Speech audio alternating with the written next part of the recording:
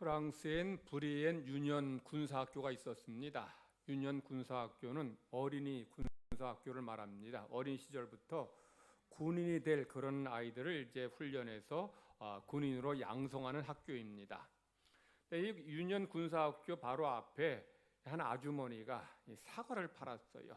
그래서 학생들이 휴식 시간에 나와서 사과를 사 먹곤 했습니다. 그런데 한 학생은 가난해가지고 이 사과를 사 먹지 못하는 거예요. 이 학생은 프랑스령 지중해에 있는 코르시카 섬 출신의 학생입니다. 이 아이도 좀 사 먹고 싶은데 돈이 없으니까 이제 멀끔히 떨어져서 이제 그냥 바라만 보고 있는 거예요. 그러자 그 주인 아주머니가 그 학생에게 학생 이리 와서 내가 사과 줄 테니 먹어요 하고 사과를 줬어요. 이 아주머니는 이 학생이 이제 사과를 먹고 싶어 할 때마다 다른 아이들은 먹는데 혼자 못 먹을 때마다 사과를 주었어요. 그리고 이제 그 30년이 지나서 이 아주머니가 이제 허리가 구부러진 할머니가 되었어요. 근데 이 할머니는 여전히 그곳에서 이제 사과를 팔고 있었습니다. 그런데 어느 날 장교복을 입은 한 이제 장교가 이제 사람이 이 가게에 와서 할머니에게 할머니 사과 하나 주세요라고 사과를 이제 달라 해서 사과를 이제 한 입 베어 물어보고는 할머니 이게 사과가 참 맛있습니다 하고 말을 건넸어요. 그랬더니 할머니가 아유 군인 양반 아유 여기 앉아 보세요 하면서 이제 의자를 권합니다. 권하면서 이제 할머니가 옛날 얘기를 하는 거예요. 지금의 황제이신 나폴레옹 황제도 소년 시절에 우리 가게에 와서 사과를 맛있게 사 먹었다고 30년 전의 이야기지만 말이요 하고 이제 옛날 이야기를 한 거예요. 그러니까 그 군인이 할머니에게 제가 듣기로는 그 나폴레옹 황제가 어릴 때 가난해서 사과를 사 먹은 게 아니라 할머니가 그냥 주셨다던데요 하고 이제 그렇게 얘기했어요. 그랬더니 할머니가 펄쩍 뛰면서 아니요 그건 군인 양반이 잘못 알고 있는 거예요. 그 학생은 어릴 때도 꼭꼭 돈을 내서 사과를 사 먹었다라고 이렇게 애들로 말해줬어요. 이 할머니는 나폴레옹 황제가 어린 시절에 가난해서 이 남의 도움 받은 것 그것 때문에 사람들의 입에 오르내리는 것을 원치 않아서 이렇게 좋게 포장해서 이야기. 그러니까 그 군인이 할머니 그 나폴레옹 황제 소년 시절 얼굴이 생각이 나요? 그랬더니 고개를 끄덕이며 하나 할머니가 대답해요. 그럼 생각나지요. 아주 잘생긴 소년이었는데 아마 지금은 멋진 신사가 되었을 거예요. 그러자 이 군인이 먹고 있던 사과를 의자에 내려놓고는 할머니의 손을 꼭 붙잡으면서 말합니다. 할머니, 제가 바로 그 나폴레옹이에요. 제가 가난해서 사과를 사 먹지 못할 때마다 할머니께서 제게 사과를 주셔서 제가 그걸 그때 얼마나 맛있게 먹었는지 몰라요. 저는 지금도 그 어릴 때 먹었던 사과 맛을 잊지 못하고 있어요. 제가 그 사과를 먹을 때마다 할머니께서 주신 사과를 먹을 때마다 내가 나중에 커서 꼭 할머니의 은혜와 사랑을 갚아야지. 그런 마음으로 제가 사과를 먹었어요. 그러니까 할머니가 깜짝 놀래가지고 얼마나 놀랬겠어요.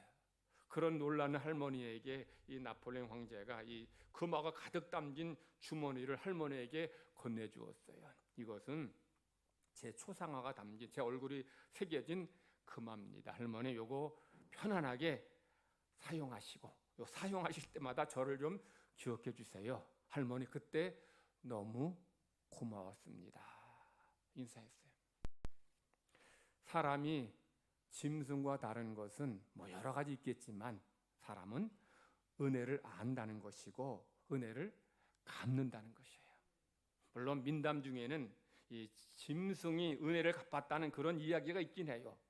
은혜 갚은 까치의 이야기 여러분도 다 아시지 않습니까? 이 선비가 이 까치를 구해줬는데 밤에 잠을 자다가 그냥 이 이제 뱀에 의해서 이제 지금 죽을 뻔했는데 이 종소리가 울리면 산다 그래가지고 이 까치가 그걸 듣고서 자기 몸으로 종을 땡땡땡 3번 쳐가지고 그렇게 죽어서 이 선비를 살렸다.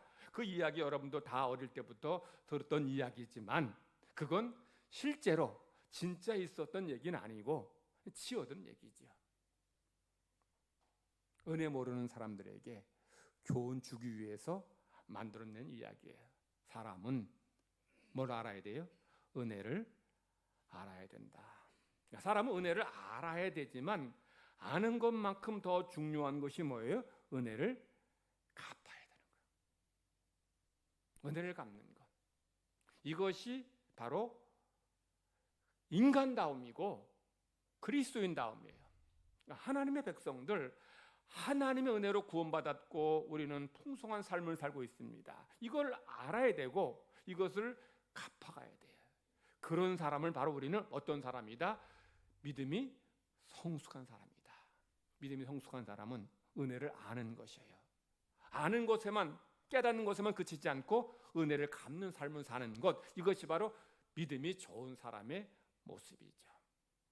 오늘 우리 읽은 하나님 주신 본문 말씀은 다윗의 감사 기도예요. 성경엔 다윗의 기도라고 되어 있는데 사실은 감사 기도예요. 다윗은 하나님께서 나를 사랑하셔서 왕으로 삼아주신 것을 감사해서 하나님 앞에 내가 그 은혜를 어떻게 갚으면 좋을까 고민하다가 하나님이 계시는 성전을 짓겠다고 나단 선지자에게 이야기했어요. 그걸 나단이 이제 하나님께 이야기했더니 하나님께서 나단을 보내셔서 다윗에게 하나님의 뜻을 전해주셔요. 다윗이 하나님의 성전을 짓는 생각은 좋은데 다윗이 전쟁을 많이 해서 피를 많이 흘리지 않았냐? 그런 성전을 짓지 못하게 하신다는 거예요. 대신 다윗의 아들 솔로몬 때 가서 성전을 짓게 하시겠다는 거예요. 자, 그러면서 이제 하나님은 다윗이 성전을 지으려는 그 동기와 마음, 감사하는 마음을 기쁘게 보시고서 다윗 왕조를 약속해 주십니다. 즉 다윗의 왕위가 튼튼하게 세워지고 그리고 어떤 대적도 다윗을 감히 이기지 못하도록 붙잡아 주신다는 거죠. 그리고 다윗의 후손들이 자자손손 왕위를 이어받게 하신다는 거예요. 즉 다윗 왕조를 약속해 주신 거죠. 자, 그러니 다윗은 얼마나 감사해요. 하나님께서 나를 왕으로 삼아 주신 것도 감사한데 내게 이렇게 왕조까지 약속해 주셨더니 다윗이 너무 고맙고 감사한 거예요. 그래서 18절 말씀 보면 다윗이 하나님 앞에 여호와 앞에 나아가서 기도해요. 이 여호와 앞은 어디를 말하느냐? 성막 앞들을 말해요. 성막 앞들에 하나님 앞에 무릎 꿇고 다윗이 하나님 앞에 뭐라고 기도합니까? 여호와여, 나는 누구며 내 집은 무엇이기에 나를 여기에 이르게 하셨나이까? 라고 기도해요. 이 말은 무슨 말일까요? 나는 누구며 내 집은 무엇이다. 무엇이냐? 이게 무슨 말이에요? 다윗의 그 과거 형편없는 신분을 말하는 거예요. 다윗은 과거 베들레헴에서 양이나 치는 목동이었다는 거예요. 다윗의 과거의 신분은 별 볼 일 없는 그런 사람이었다는 거예요. 다윗의 집안 가문은 그렇게 대단치 않았다는 거예요. 그런데 그런 다윗을 하나님께서 높여주셔서 이스라엘의 왕이 되게 하셨다는 거예요. 그것도 모자라서 거기다 더해서 다윗은 무슨 감사드립니까? 하나님께서 내게 왕을 삼아주신 것을 적게 여기고 우리 집안에 있을 먼 미래의 장래일까지 말씀하셨다는 거죠.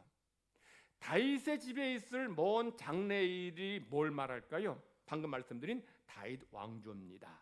다윗의 후손들이 계속해서 왕이 되게 하실 것이라는 거예요. 사울은 왕권이 당대에 끝이 났어요. 근데 하나님은 다윗에게는 그대로 왕권이 끝나는 것이 아니라 자자손손 혹 그들이 잘못하고 모자라고 부족해도 그 다윗의 후손들에게 계속해서 왕위를 이어가게 하시겠다. 이는 하나님의 약속을 다윗에게 주시니 다윗이 너무 고맙고 감사한 거예요. 성도 여러분,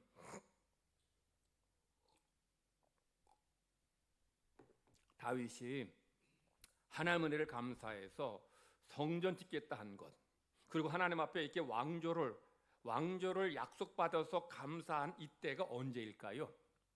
다윗이 하나님께 감사 기도드린 이 본문의 말씀은 다윗의 통치 말년의 말년, 다윗 통치 끝날 때입니다. 우리 읽지는 않았지만 사무엘하 7장 1절은 이렇게 기록합니다. 여호와께서 주의 모든 원수를 무찌르사 왕으로 궁에 평안히 살게 하신 때에. 이 말이 무슨 뜻인가 하면 다윗이 여러 나라를 주변 여러 나라들을 다 정복하고 왕권을 튼튼히 강화하고 그 땅에 그 나라에 평화가 왔다는 거예요. 자, 즉 다윗은 하나님의 은혜로 내가 이렇게 주변 나라, 우리나라가 평안하고 든든하고 여러 나라들을 다 정복하고 이렇게 잘 살게 되었음을 감사하면서 하나님께 성전을 지으려 했고, 그래서 하나님께서 왕조 주신 것에 대해서 감사하는 마음을 하나님 앞에 이렇게 예배하고 있다는 거예요. 그러니 다윗의 믿음과 신앙이 훌륭한 거예요. 다윗은 하나님의 은혜를 잊지 않고 감사했기 때문에. 다윗의 믿음과 신앙이 훌륭한 것은 두 가지예요. 첫 번째, 우리 인간은 아무리 큰 은혜를 받아도 시간이 지나면 그 은혜를 잊거나 당연하게 여겨요. 근데 다윗은 제가 지금 언제 다윗이 하나님께 지금 이 나를 왕으로 삼아 주신 것을 감사하며 하나님의 성전 짓겠다고 말씀드렸나요? 언제라 그랬어요? 다윗 통치 말년에. 다윗이 죽을 때 얼마 안 됐어요. 이 말이 무슨 말인가 하면 다윗은 자기가 왕이 된 지 40년이 다 된 그때까지도 하나님의 은혜를 잊지 않고 기억하고 감사하면서 성전을 지으려고 하는 것이고 하나님 앞에 예배하는 거예요. 다윗이 왕이 되었을 때, 갓 왕이 되었을 때에는 하나님이 목동인 나를 이렇게 왕으로 세우신 것에 대해서 감사할 수 있을 거예요. 그런데 왕 된 지 10년 지났고 20년 지났고 30년 지났고 40년 다 됐는데도 다윗은 그때까지도 여전히 하나님 앞에 감사한다는 것은 다윗은 한시도 하나님의 은혜를 잊지 않았다는 거예요. 40년을 하루같이 매일 하나님의 은혜를 고백하며 감사했다는 거예요. 그러니 이 다윗의 믿음과 신앙이 훌륭한 거예요. 제가 전에 그런 말씀 드린 적이 있어요. 부당거래라는 영화에서 주인공 유승범이 아주 유명한 말을 해요. 뭐라고 말합니까? 사람들은 호의가 반복되면 뭔 줄 알아요? 권리인 줄 알아요. 여러분, 누가 호의를 베풀어 주면 처음엔 감사하죠. 나중에는 계속 호의를 베풀어 주면 그 호의를 내가 당연히 누릴 권리로 생각합니다. 그래서 잘 도와주다가 매년 도와주다가 또 매주 도와주다가 한 주 안 도와주면 왜 안 도와주냐고 화를 냅니다. 내게 베푼 호의는 내가 당연히 받고 누릴 권리가 아니에요. 상대방 베푼 은혜고 사랑이에요. 근데 우리는 그 호의를 계속, 은혜를 계속 받다 보면 그것을 마치 내가 당연히 받아 누릴 권리로 생각한다는 거예요. 다윗도 왜 안 그러겠어요? 다윗도 처음에 왕이 되었으면 감사했겠지만 10년쯤 지나면 내가 지금 뭐 왕 된 건 당연하지 않느냐 이렇게 생각할 수 있었을 거예요. 근데 다윗은 10년, 20년, 30년, 40년 죽을 그 순간까지 나를 목동에 신분해서 왕으로 삼아주신 하나님 아버지 감사합니다. 그 은혜를 감사하고 하나님 앞에 어떻게 하면 그 은혜를 하나님 앞에 감사할까 해서 성전 지으려 하고 성전 짓기 위해서 모든 것을 다 준비한 거예요. 그러니 다윗의 이런 신앙이 귀하고 감사한 거예요. 여러분들 언제 구원받았습니까? 언제 예수님 믿고 구원의 은혜를 체험했어요? 여기 계신 분들 어릴 때부터 모태신앙도 계실 거예요. 10년, 20년, 3년 되신 분도 계실 거예요. 여러분들, 내가 예수님 믿고 구원받은 지 60년 됐는데 50년 됐는데 지금도 나는 내가 구원받은 것을 생각하면 감격해서 감사해서 눈물 납니까? 그런 분도 별로 없을 거예요. 제가 고등학교 때 그 수련회 가서 그때 저도 모태신앙이지만 그때 제가 구원받은 것을 확실하게 체험했어요. 그때 정말 얼마나 행복하고 기쁘고 감사한지 몰라요. 눈물이 나고 세상이 다 내 것 같아. 지금은 그런 감격이 없어요. 근데 다윗은 40년 전이나 지금이나 하나님의 이런 은혜와 사랑에 대해서 늘 잊지 않고 늘 고백하고 감사하는 거예요. 어떻게 하면 그 은혜를 갚을까? 그러니 다윗의 이런 믿음, 다윗의 신앙이 훌륭한 거예요. 사순절에는 우리가 하나님의 은혜를, 구원의 은총을 고백하며 감사하는 때입니다. 성도 여러분의 이런 감사가 회복되기를 바랍니다. 자, 두 번째, 다윗의 믿음과 신앙이 훌륭한 두 번째 이유는 대부분의 인간은 하나님의 은혜를 나의 덕으로 생각해요. 다윗이 자기 나라의 왕이 된 것만이 아니고 주위 여러 나라들을 다 정복해요. 모압, 암몬, 에돔, 블레셋 다 정복합니다. 그래서 마치 가히 제국의 황제 같은 그런 위치에 오르게 돼요. 강력한 왕권을 행사하고 정복한 나라들로부터 조공을 받습니다. 자, 그러면 다윗이 어떤 생각이 들 법하냐면, 내가 참 괜찮은 사람인 것 같아. 내가 능력이 많고 내가 전략을 잘 세우고 내가 용감하고 싸움을 잘해서 이런 여러 나라들을 다 정복했어. 이렇게 생각할 법한데 다윗은 전혀 그렇게 생각하지 않습니다. 다윗은 뭐라고 해요? 내가 한 것이 아니라 하나님께서 이 모든 것을 하셨다라고 고백해요. 하나님이 내게 승리하게 해주셨다라고 고백해요.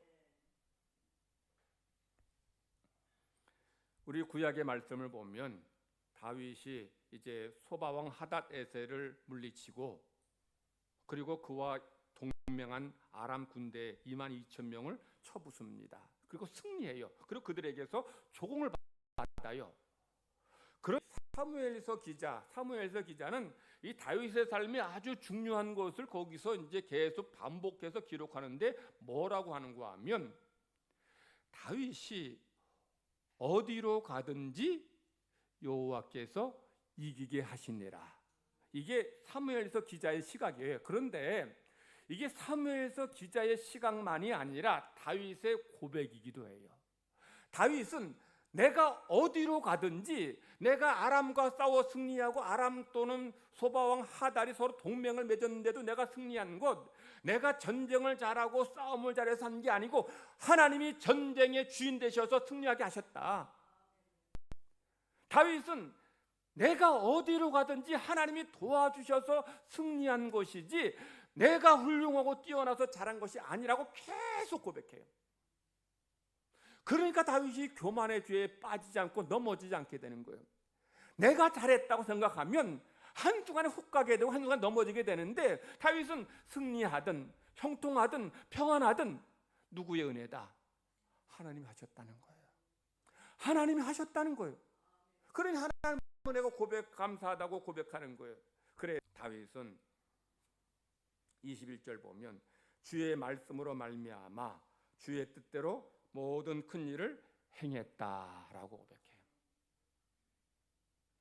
우리 세상에는 독불 장군은 없다는 말을 합니다. 무슨 말이에요? 분이 전쟁에서 큰 공을 세우고 그리고 전쟁을 승리로 이끌었다 합시다. 그러면 이 장군 혼자서 적군 수만 명, 수십만 명을 다 죽이고 승리했습니까? 그거 아니잖아요.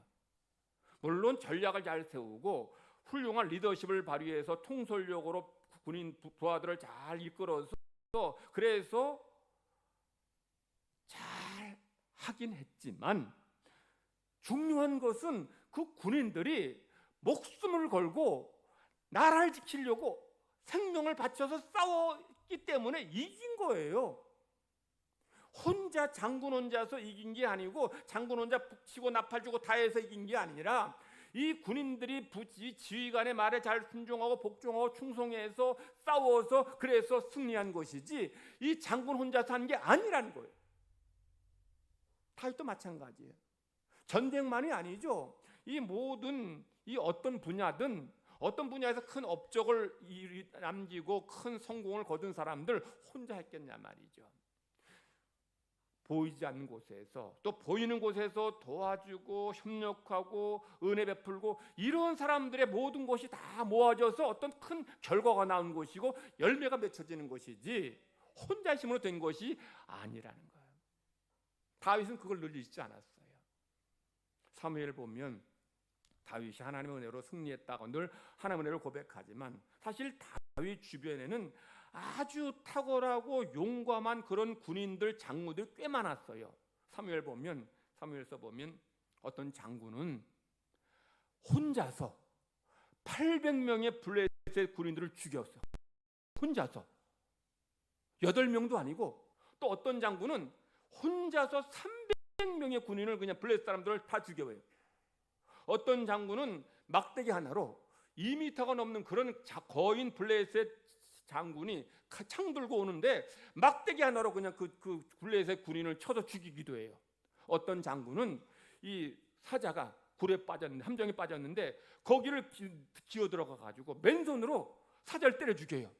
이런 사람들이 다윗 곁에서 다윗을 보필하고 다윗을 도와주고 함께 용맹하게 싸워서 다윗이 승리한 거예요. 그 다윗은 이 전쟁에서 승리한 하나님의 은혜고, 또한 이들이 나를 위해서 이렇게 충성을 바치고 목숨 바쳐서 능력 있게 싸웠기에 내가 승리했다. 그래서 하나님께서 이렇게 좋은 부하들을, 좋은 사람들을 내게 붙여주시고 만나게 하시고 이들과 함께 이런 큰 일을 하게 하셨다. 이게 다윗의 고백인 거예요. 그러니 다윗의 믿음과 신앙이 이리 훌륭한 거예요. 평생 하나님 은혜를 잊지 않아. 쉽지 않은 거예요. 두 번째, 하나님 은혜를 내 덕으로, 내 능력으로, 내가 한 것으로 생각하지 않았다는 거예요. 우리 신약의 말씀을 보면 주님께서 이 첫사랑을 잃은 에베소 교회 성도들에게 처음 사랑을 회복하라고 경계하셔요. 처음 사랑은 달리 말하면 처음 은혜입니다. 에베소 교회 성도들은 처음엔 구원의 은혜가 감사해서 감격해서 하나님께 기뻐했어요. 그런데 어느 순간부터 이 처음 은혜가 잃어버린 거예요. 그러니 주님께서 너희들 처음 사랑 회복해라. 회복해야 하나님과의 건강한 관계가 바로 세워진다는 것을 계속 말씀하십니다. 근데 이게 에베소 교회 성도들만의 모습이냐는 거죠. 여러분 안 그래요? 여러분은 여전히 처음 사랑을 처음 은혜를 간직하고서 살아가고 있느냐는 거죠. 그래서 우리가 사순절을 지내면서 우리는 두 가지를 꼭 기억해야 돼. 첫 번째, 사순절은 우리 주님이 당하신 고난을 우리가 묵상하는 거예요. 주님이 당하신 고난을 생각하면서 우리도 작지만 이 고난에 동참하려고 애쓰는 거예요. 그래서 사순절에는 우리가 좋아하는 기호 음식도 좀 절제하고, 고기 좋아하는 사람은 고기 좀 덜 먹고, 또 고난 전 주간에는 좀 좋아하는 커피 같은 것도 좀 마시지 않고, 그러면서 우리가 절제하는 삶을 살아요. 물론 외식적으로 하자는 게 아니에요. 우리가 먹고 싶은 거 못 먹는다고 해서, 보고 싶은 TV 안 본다고 해서 죽는 거 아니잖아요. 그런데 그런 우리 절제하는 삶을 통해서 주님의 고난 비할 바는 안 되지만 그래도 그 고난을 우리가 생각하잖아요. 그러면서 우리가 두 번째는 감사하는 거죠. 커피 좋아하는 사람이, 커피 먹인 사람이 일주일 동안 커피 못 마시면 병 날지 몰라요.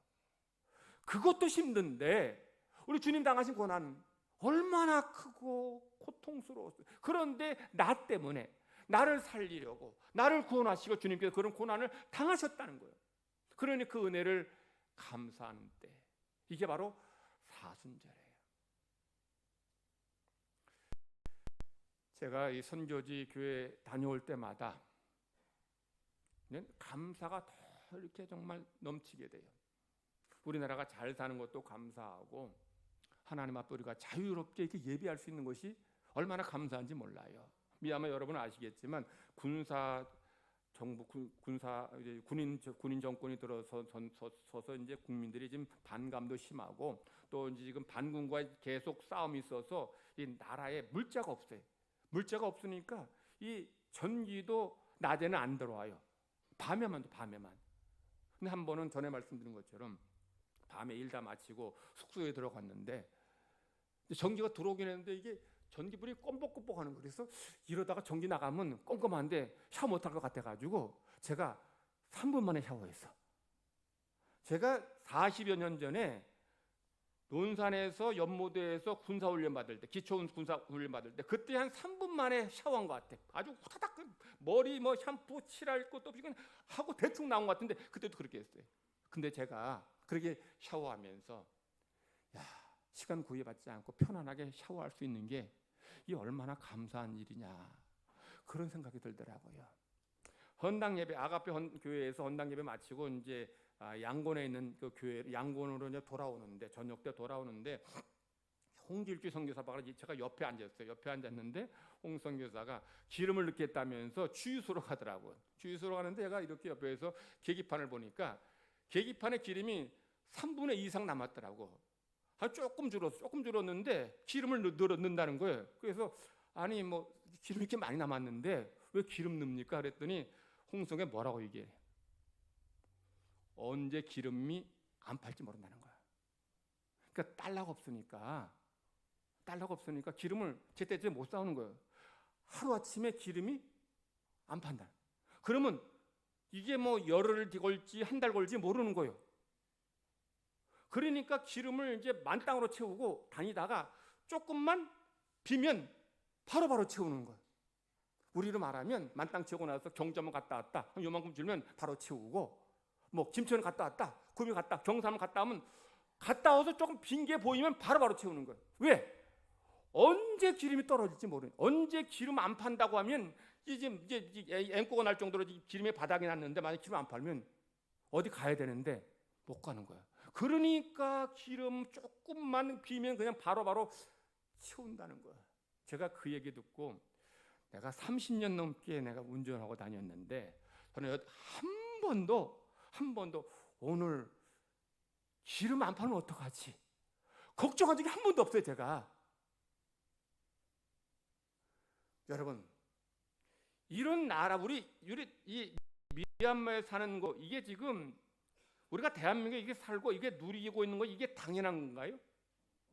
똑같은 2024년 3월 오늘 17일인데 똑같은 동시대를 삽니다. 그런데 어떤 나라 사람들은 지금 기름이 안 팔지 모르니까 기름 조금만 사용해도 바로바로 떨어지면 어떡할까, 안 팔면 어떡할까 걱정하고 그렇게 사는 사람들이 있는 반면에 우리는 그런 걱정 전혀 하지 않잖아요.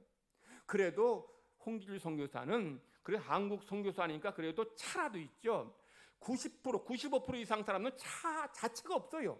그러니 뭐 기름 떨어질 것 생각도 못할 만큼 그렇게 가난하게 살아요. 그런데 저는 홍길주 선교사보다 좋은 차로 몰고 뭐 언제라도 기름 넣고 다니고 싶은데 다닐 수 있으니 이게 제가 은혜인 줄을 가서 깨달았어요.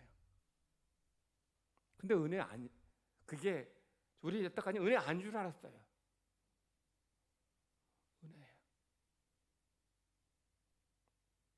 여러분들 오늘 이렇게 건강하게 나와서 예배드리는 거 당연합니까? 여러분의 발로 걸어서 교회 나와 이렇게 찬양하는 게 당연합니까? 오늘 밥 세 끼 먹는 거 당연합니까? 이렇게 나라가 있고 평안하고 또 하나님의 백성 된 것이 당연합니까? 지금도 하나님 믿고 싶은데 못 믿는 그런 사람들이 얼마나 많은지 몰라요. 제가 오늘 예배 드리면서 전기 나가지 않은 게 얼마나 감사한지 몰라. 어저께 홍전 선교사가 이제 뭐 간단하게 이제 사진 2장을 보냈더라고. 예배 드리는 사진을 찍었는데 사진이 어두워, 깜깜해. 왜 어두울 거야? 전기가 낮에 예배 드리는 낮에는 전기가 안 들어와요. 안 들어오니까 발전기로 전기 돌려요.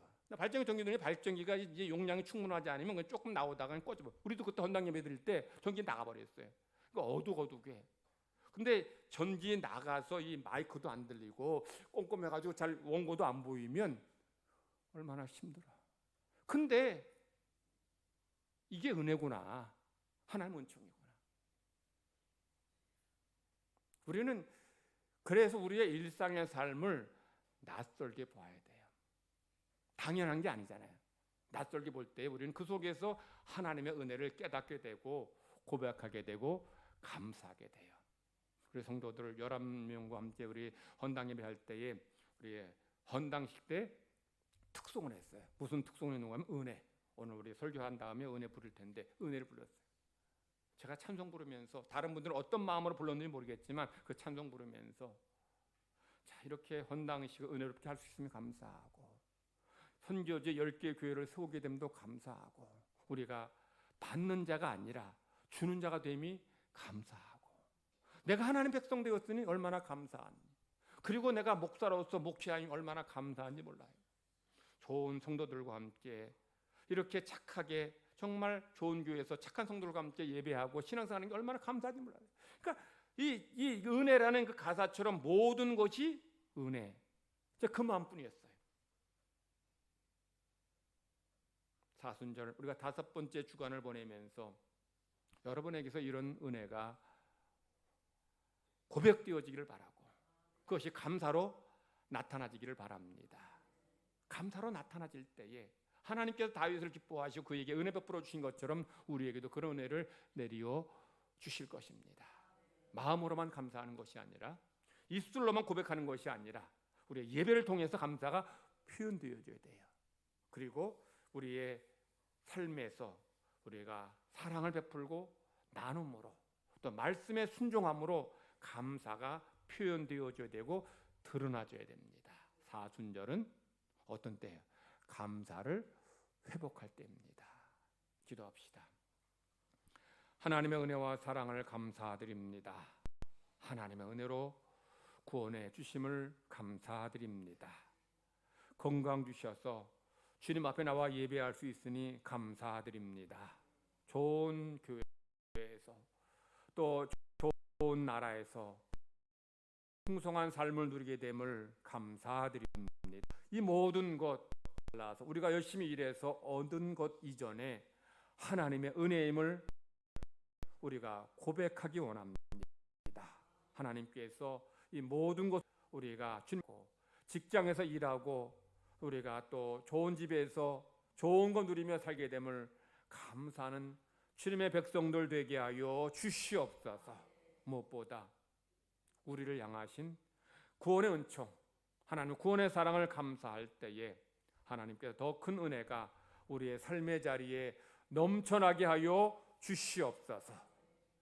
사순절엔 주님의 권한을 묵상할 뿐 아니라 우리를 향한 은혜를 감사할 때에 우리 예배를 통해서 감사가 표현되어지고 또한 말씀의 순종함으로 감사를 드러내게 하시고 우리가 받은 사랑에 감사해서 사랑을 베풀면서 우리 감사를 드러내게 하여 주시옵소서. 감사드리며 예수님의 이름으로 기도드리옵나이다. 아멘.